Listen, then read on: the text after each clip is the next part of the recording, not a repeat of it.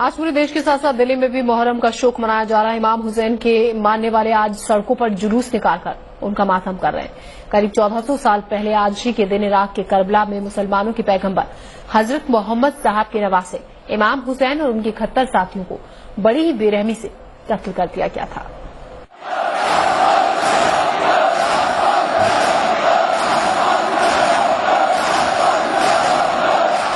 इमाम हुसैन की शहादत के शोक में आज के दिन दुनिया भर में शोक मनाया जाता है।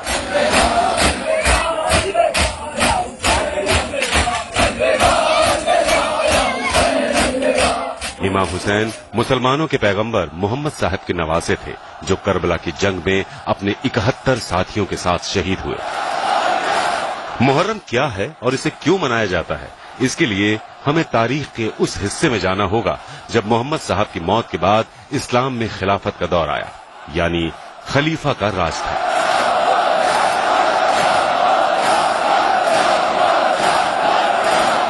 खलीफा को पूरी दुनिया के मुसलमानों का प्रमुख नेता माना जाता था।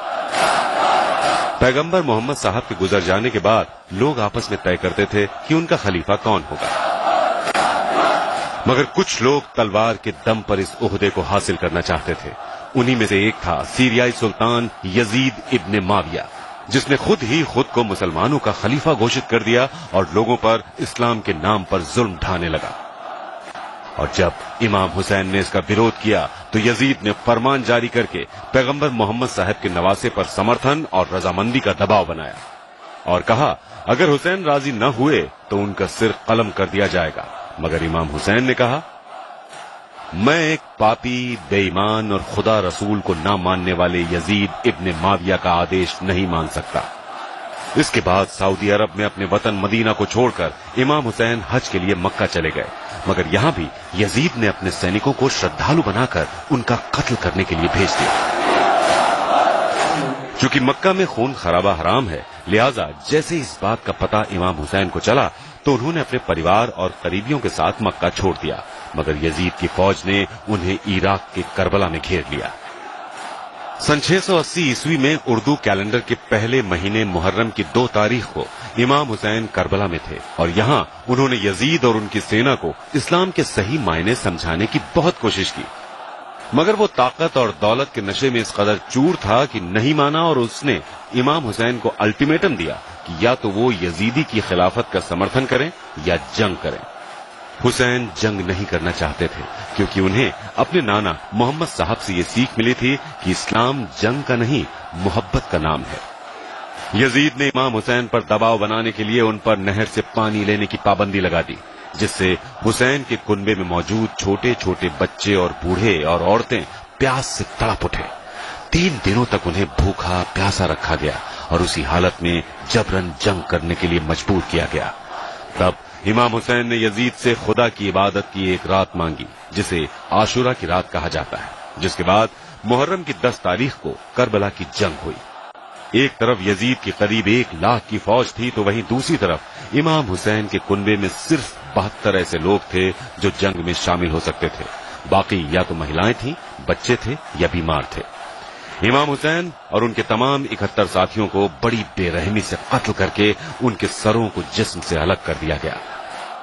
यजीद के 1 लाख के लश्कर ने जिन 72 लोगों को मारा, उनमें 6 महीने के बच्चे अली असगर के साथ साथ कम उम्र के बच्चे और बूढ़े भी थे, जिसके बाद उनके खेमों को जला दिया गया। इमाम हुसैन ने खुशी खुशी अपने परिवार को इस्लाम की राह पर कुर्बान कर दिया ताकि दुनिया को यह संदेश जा सके कि इस्लाम तलवार की नोक पर नहीं बल्कि अमन के संदेश की बदौलत है। मगर आज उसी इस्लाम को अबू बकर al Baghdadi, Hafiz Saeed, Osama bin Laden जैसे लोग और आतंकी संगठन बदनाम करने की कोशिश कर रहे हैं। हुसैन और उनके 71 साथी मरकर भी अमर हो गए। आज भी उनके अहिंसा के संदेश की मिसाल पूरी दुनिया देती है। मैंने इमाम हुसैन से सीखा कि मजलूम होते हुए भी किस तरह जीत हासिल की जा सकती है।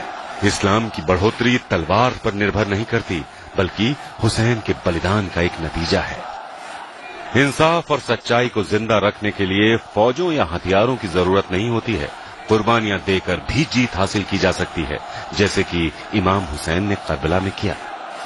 इमाम हुसैन की कुर्बानी तमाम गिरोहों और सारे समाज के लिए है और ये कुर्बानी इंसानियत की भलाई की एक अनमोल मिसाल है।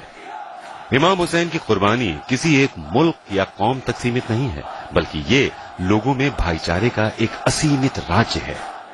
अगरचे इमाम हुसैन ने सदियों पहले अपनी शहादत दी, लेकिन उनकी पाक रूह आज भी लोगों के दिलों पर राज करती है। इमाम हुसैन और उनके साथियों पर हुई ज्यादतियों के गम को मनाने के लिए यूं तो हर मजहब के लोग शरीक होते हैं, जिनमें बच्चे, बूढ़े, जवान और औरतें सभी शामिल होते हैं। इस जुलूस में आशूरे के दिन की याद में ताजिए और अलम निकाले जाते हैं। करबला आज भी हुसैन के मानने वालों का सबसे बड़ा तीर्थ स्थल है, जहां मुहर्रम और अरबईन में करोड़ों की तादाद में जायरीन आते हैं। ब्यूरो रिपोर्ट, दिल्ली आज तक।